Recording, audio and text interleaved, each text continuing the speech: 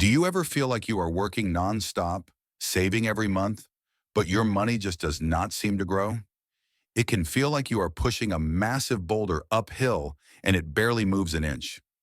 Most of us assume that reaching the top 10% of wealth requires a six-figure salary, a booming business, or a massive inheritance. But the reality of wealth in America is often very different from what we see on social media. The surprising part is that you might already be closer to this elite group than you realize. However, the gap between the median household and the top 10% is still eye-opening. In this video, we are going to pull back the curtain on the real numbers behind net worth across every age group. We are going to look at what it actually takes to be considered wealthy today and why most people get it completely wrong. By the end of this discussion, you will understand exactly where you stand and, more importantly, how to change your financial trajectory. Let's start by defining what we are actually measuring. When we talk about net worth, we mean the total value of everything you own minus everything you owe. This includes your home equity, your retirement accounts, your savings, and your investments. It is the sum of your resources after all your debts like mortgages and car loans are paid off. For many people, the median net worth is the most realistic benchmark.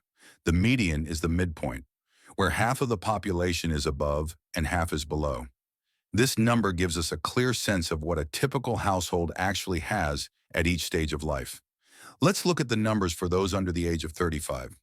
For this group, the median net worth sits at around $39,000. That might sound low, but remember that many in this age bracket are still paying off student loans and saving for their first home.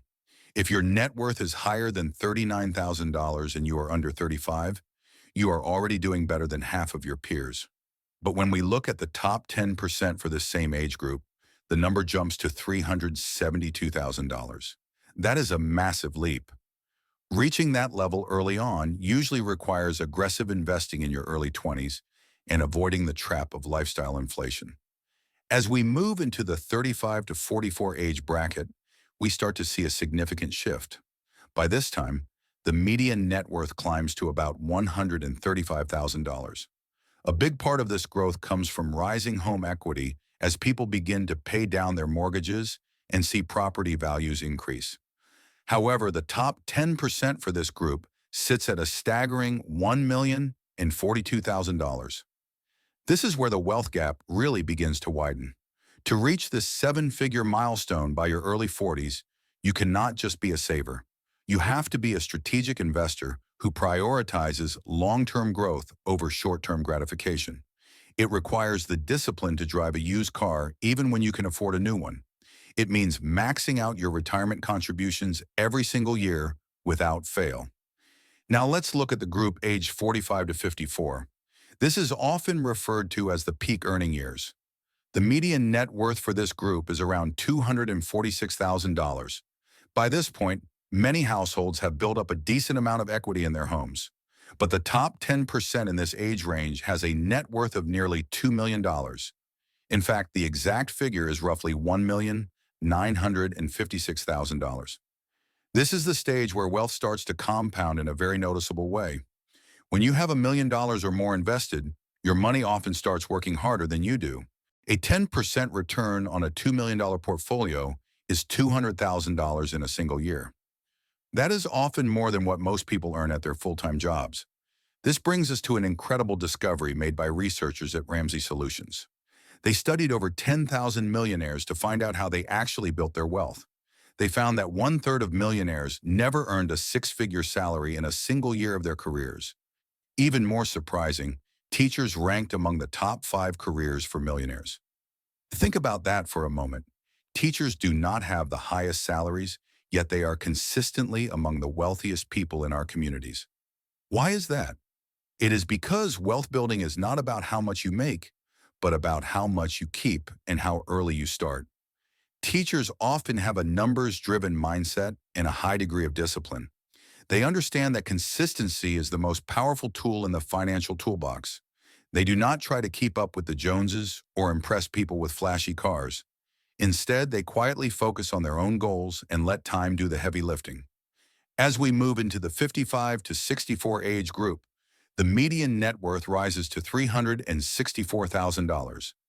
This is the stage where many people are hitting their peak earning years and preparing for retirement.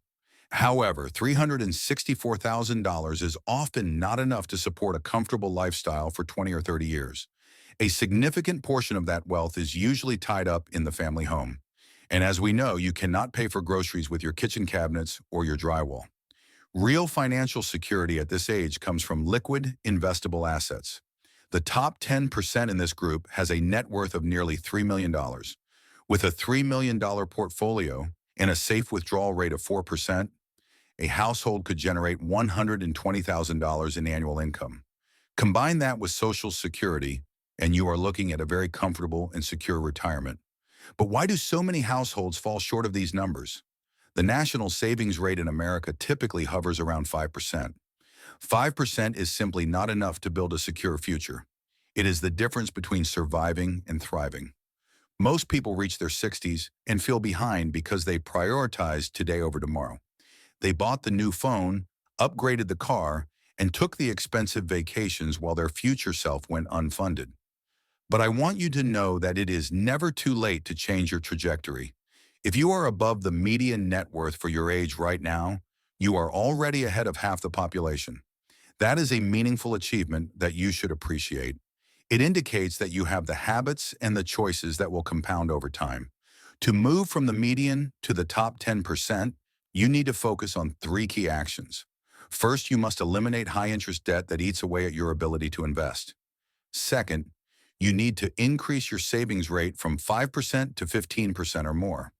And third, you must stay consistent even when the market is volatile or when growth feels slow.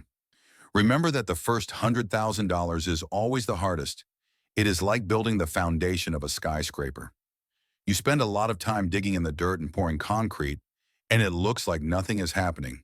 But once that foundation is set, the building rises faster and faster with every floor. Wealth follows a curve that bends upward. It starts slow, it feels grueling, and it can be frustrating. But once you cross that first major milestone, the game speeds up. The second million arrives much faster than the first, and the third million arrives even faster than that. That is the magic of compounding interest. It is a snowball rolling downhill, gaining momentum and size with every rotation. Wealth is about more than just a big number in a bank account. It is about the flexibility to make choices and handle life's challenges without stress. It is about being able to help your family, travel the world, and enjoy your hobbies without checking the balance every day. So ask yourself today, which category do you want to fall into? Are you willing to make the small trade-offs today for the massive freedom of tomorrow? The path to the top 10% is not reserved for the lucky or the extraordinary. It is open to anyone with a plan, a bit of discipline, and the patience to let time work its magic. I believe you have what it takes to reach your goals. Start where you are, use what you have, and do what you can.